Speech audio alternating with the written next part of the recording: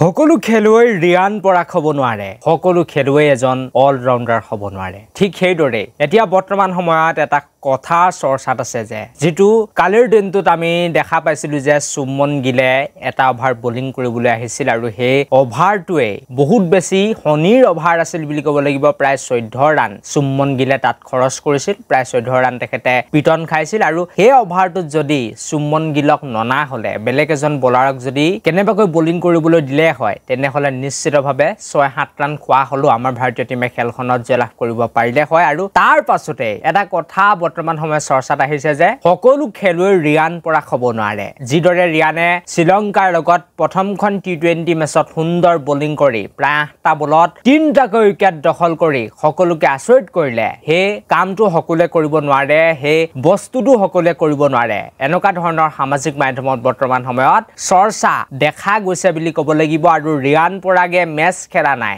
হয় ভাৰতীয় টিমৰ প্লেইং 11ৰ পৰা বাহিৰত আছে কিন্তু তথাপিও খেলুৱৈগৰাকী বৰ্তমান সময়ত চৰ্চাত সোমাই আছে বুলি ক'ব লাগিব এটা কাৰণৰ বাবে কাৰণ সুমন গিলে যিদৰে বোলিং কৰিছিল এটা ওভাৰ বোলিং কৰিছিল কিন্তু বহুত বেছি তেখেতে পিটন খাই গ'ল প্ৰায় 14 ৰান খাই গ'ল আৰু হে ওভাৰটোত তেখেতে ইমান বেছি পিটন খাই গ'ল যে আমাৰ ভাৰতীয় টিমটো অৱশেষত খেলখনত হৰা নহয় আসলতে ড্ৰ হৈ যায় কিন্তু তথাপিও এটো পৰাজয় বুলিয়ে মই কম কাৰণ শ্ৰীলংকাৰ দৰে এটা ইমান দুৰ্বল টিমৰ লগত যেহেতু খেলখন ড্ৰ হৈ গৈছে আমাৰ ভাৰতীয় টিমৰ বেটসম্যান সকলে একো কৰিব নোৱাৰিলে গতিকে এটো মই পৰাজয় বুলি কম আমাৰ ভাৰতৰ খেলুৱৈসকলৰ আৰু আটাইতকৈ বেছি দুখৰ কথা যে সুমন গিলক যেতিয়া বোলিং কৰাবলৈ আনিছিল তেতিয়া তেখেতে পিটন খাই গৈছিল আৰু এটা কথা ক'ব লাগিব যে হয় সকলোকে বোলিং কৰাবলৈ প্ৰেক্টিস কৰাইছে এতিয়াই চেম্পিয়ন ট্ৰফিৰ আগতে কিন্তু সকলোৱে বোলিং কৰিব নোৱাৰে এটো এটা কথা অল ৰাউন্ডাৰ যিসকল থাকে বা যিসকল বেটিং অল ৰাউন্ডাৰ থাকে ৰিয়ানৰ দৰে তাৰ লগতে আৰু বিভিন্ন ধৰণৰ খেলুৱৈ আছে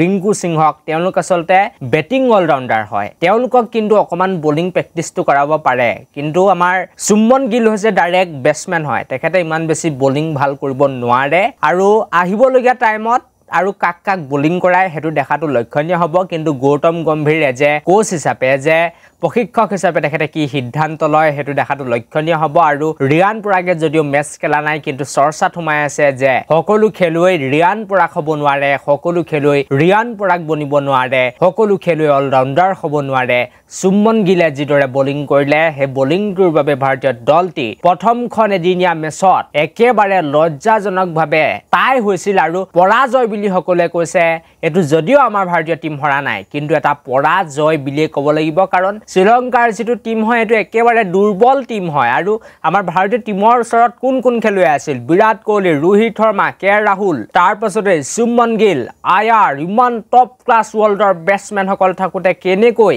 আসলতে পৰাজিত হ'ব পাৰে বা পৰাজয় বুলি কম কাৰণ তেওঁলোক মাত্ৰ 230 ৰানৰ ভিতৰতে অল আউট হৈ গৈছে 47 ওভাৰতে অল আউট হৈছে হেবাবে মই পৰাজয় বুলি কম আৰু এটো আছিল আজি ভিডিওটো যদি ভাল পালে এটা লাইক কৰিব লগতে চেনেলটো সাবস্ক্ৰাইব কৰি থৈ যাবলৈ নাপাহৰিব Thank you for watching this video.